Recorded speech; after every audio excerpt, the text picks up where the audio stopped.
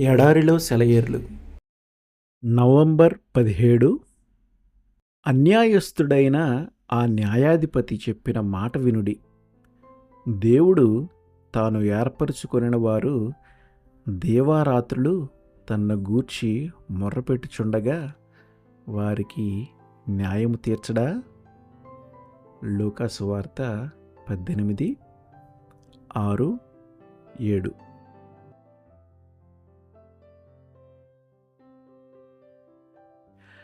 దేవుడు ఏర్పరిచిన సమయం నీ ఇష్టానుసారంగా ఉండదు. కాబట్టి చెకుముకి రాయిని మొదటిసారి కొట్టినప్పుడు నిప్పురవ్వలు రాకపోతే మళ్ళీ కొట్టాలి. దేవుడు ప్రార్థనలను వింటాడు. అయితే మనం ఊహించుకున్న సమయంలో ఆయన నుండి జవాబు రాకపోవచ్చు. వెదికే మన హృదయాలకు ఆయన తన్ను తాను కనబరుచుకుంటాడు. అయితే మనం ఎదురు చూసిన సమయంలో అనుకున్న ప్రదేశంలో కాకపోవచ్చు. అందుకే పట్టు వదలక ప్రార్థనలో గోజాడాలి.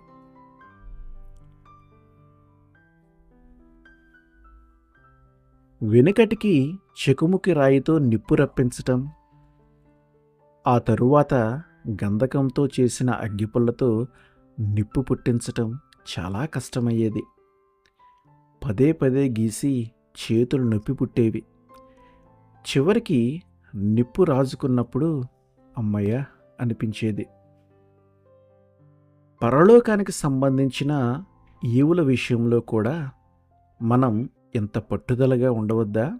చెకుముకి రాతితో నిప్పు పుట్టించటం కంటే ప్రార్థనా విజయాలను సాధించటమే తేలిక.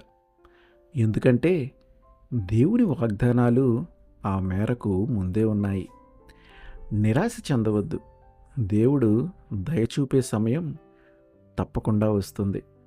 మనం నమ్మకం ఉంచగలిగిన సమయం వచ్చిందంటే మన మనవులు నెరవేరే సమయం కూడా వచ్చేసిందన్నమాటే. విశ్వాసంతో అడగండి, తొట్టుపడవద్దు. నీ రాజు జవాబివ్వటం ఆలస్యం చేస్తున్నాడని విన్నవించుకోవటం చాలించవద్దు. చెకుముకి రాతిని తీసి మళ్ళీ మళ్ళీ గీస్తూ ఉండండి. నిప్పు రవ్వలు రేగినప్పుడు బొగ్గుల్ని సిద్ధంగా ఉంచుకోండి. మంట రావటానికి ఇక ఆలస్యం లేదు. దేవుని రాజ్య చరిత్రలో సరి అయిన ప్రార్థనను సరి అయిన సమయంలో చేసినట్టయితే దానికి ఎప్పటికీ జవాబు రాకపోవటం అన్నది కేవలం అసంభవం అని నా నమ్మకం. ఆమెన్.